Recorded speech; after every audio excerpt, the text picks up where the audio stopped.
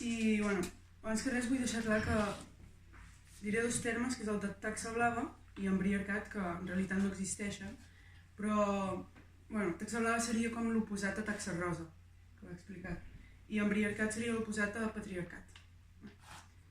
Soc en Milo i visc en un món on no es reconeixen els drets de l'home. Em vaig quedar orfe el dia en què la meva mare va decidir posar fi a la vida del meu pare, perquè no li feia suficient cas per ser el seu marit. El meu avi va viure de manera molt propera la violència de gènere. Passava més temps amb la cara lila que no pas radiant. Crec que mai va arribar a tastar altre món que no fos el de la cuina i la casa. El meu germà va ser abusat sexualment en una festa i no va poder denunciar-ho perquè uns no se'l creien i altres pensaven que s'ho mereixia, perquè és clar, un noi no pinta res a les 2 de la matinada fora de casa, i menys amb la roba que portava ell, la va provocar. El meu cosí va caure en depressió per no poder fer la feina dels seus somnis, era cosa de dones. El meu tiet, que treballa a la mateixa oficina que la meva tieta i fan exactament la mateixa feina, cobra menys que ella. I això no és tot.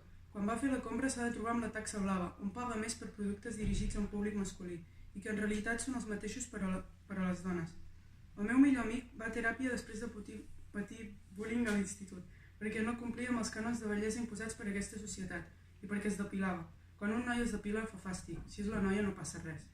El meu veí m'explica que de dia no pot sortir tranquil·lament al carrer, perquè les dones no paren d'assetjar-lo, i que de nit s'ha de girar contínuament per comprovar que no hi ha ningú. Això si no va acompanyat d'una dona. Soc en Milo i deixo això per escrit perquè jo me'n vaig. L'embriacat ha pogut amb mi. Unim forces, homes i dones, perquè no hi hagi més suïcidis, ni violacions ni assassinats, perquè no hi hagi cap home més amb l'autoestima per terra, amb trastorns alimentaris o amb depressió.